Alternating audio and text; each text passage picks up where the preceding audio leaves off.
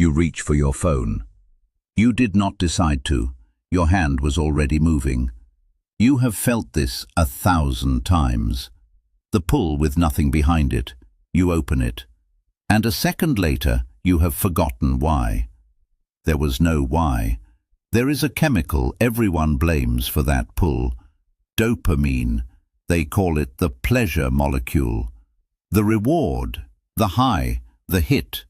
It is none of those things. And the mistake is not harmless. It is being used against you. Dopamine barely touches pleasure. It does not care in the slightest whether you enjoy a thing. Its whole job is one word: wanting.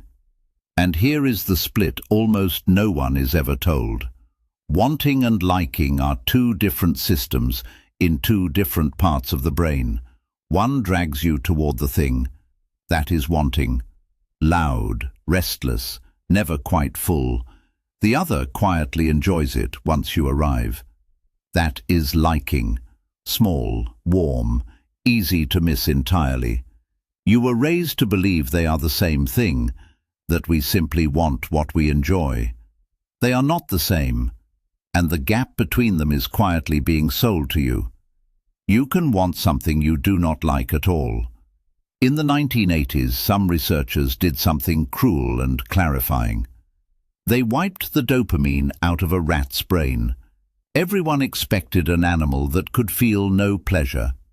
That is not at all what they got. Put sugar on its tongue, and its face still lit up with enjoyment. The liking was completely intact. It could still enjoy the world. It simply would not move toward it. It would not cross the cage. It would not lift a single paw for the food in front of it. Surrounded by everything it liked, it would sit there and quietly starve. Without wanting, liking is not enough to move you an inch. Then they ran the whole thing in reverse. They flooded another rat's brain with dopamine. Its wanting quadrupled. It worked itself ragged, hammering the lever for food. But it did not enjoy the food one bit more than before. More wanting. Not a single drop more liking. And you already live the human version of this. The scroll you cannot stop and do not enjoy. 20 minutes gone. No pleasure taken. And the thumb still moving on its own. Ask a lifelong smoker if the cigarette is a joy. Most will tell you it stopped being one years ago. Nicotine is wanted ferociously and liked almost none. Wanting can roar while liking sits silent in the corner. In the 1990s, a scientist named Wolfram Schultz watched single dopamine cells fire. He gave an animal a signal, then a reward, and found the twist that quietly runs your whole day. At first, the dopamine fired when the reward arrived, exactly as you would expect. But once the brain learned the signal, the spike jumped backward. It fired at the promise, not the reward, so the peak is in the anticipation, the wanting, the chase toward the thing. By the time you actually hold the thing, the spike is already draining away. Dopamine lives in the reaching, not the having. You know this in your own body. You wait days for the package. You track it, refresh it, ache for it. It arrives. You open it.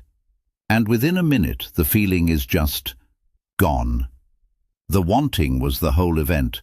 It is the crush, too. You send the message, and the fever begins. Will they answer? When? What will they say? The reply lands, and the fever breaks almost at once. Half the wanting was never about them. It was the not knowing. And when the promised reward does not come at all, dopamine does not just go flat. It drops below zero. That dip is the small sting of the letdown, the hollow little pull to reach for it again. Then Schultz found the cruelest detail of all. What drives dopamine highest is not the reward. It is uncertainty, the not yet knowing. A guaranteed reward barely moves it. A 50-50 maybe drives it to the ceiling. Your brain pours out the most wanting precisely when it cannot predict what happens next. There is a machine built on exactly this law. The slot machine. Not the win. The win is rare by careful design. The maybe is the product. You are not hooked on the payout. You are hooked on the not knowing, on the pull of the lever itself. Now look back at your own hand. The pull to refresh is that exact lever. A feed that loads something new, maybe brilliant, maybe nothing, is the same 50-50 gamble. Every scroll is a spin, and someone else wrote the odds. The dating app runs the same machine. Every swipe is a pull, every match a jackpot that might light up, or might not.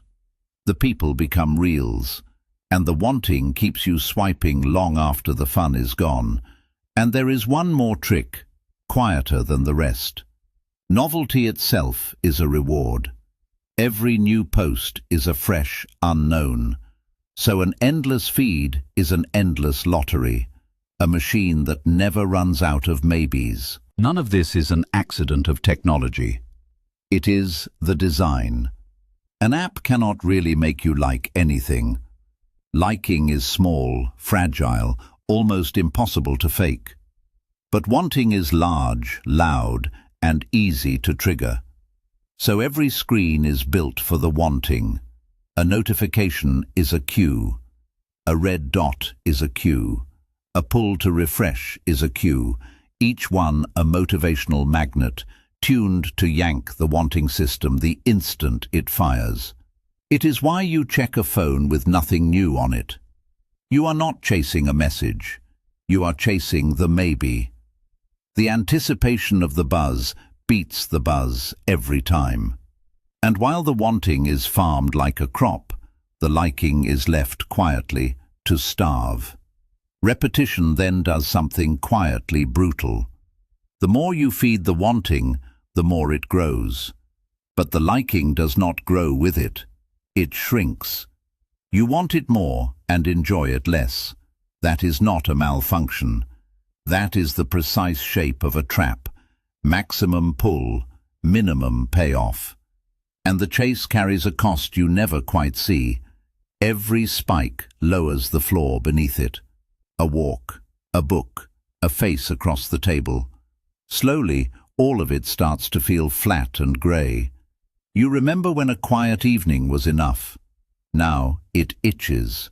Your hand goes looking for the screen until you need the hit just to feel normal. The wanting has eaten your ability to enjoy, and this is why willpower keeps losing.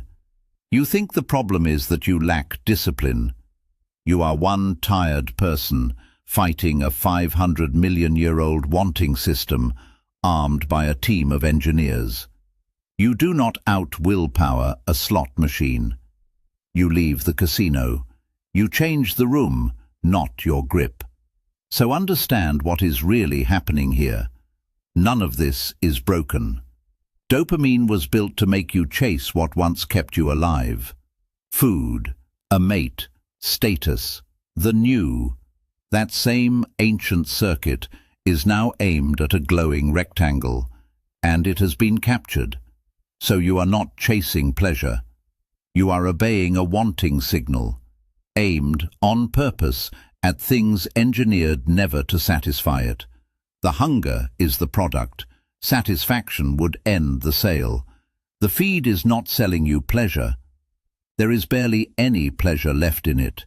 It is selling you the wanting, which is why the answer is not some dopamine detox. You cannot detox the chemical that makes you move at all. The real move is to kill the maybe. Turn off the cues. Make the reward slow and boring and certain. So the next time your hand drifts toward the phone for no reason, stop it right there. That pull is not desire for anything real. It is a cue someone built, firing on schedule. And watch the moment right after you finally get it. The small, flat nothing. That nothing is the proof. You wanted it. You never actually liked it. And when you put it down, you will feel an itch, a restlessness. Sit in it. That itch is the wanting recalibrating. Wait it out, and the quiet things start to taste like something again. Because real liking lives in the slow things, the ones with no maybe, no spin, no refresh. They pull at you softly, and they leave you full. Because they were never trying to trap you. You came here to learn about a chemical. You leave knowing why you cannot put the phone down, and exactly who profits from your wanting. See what people hide, even from themselves.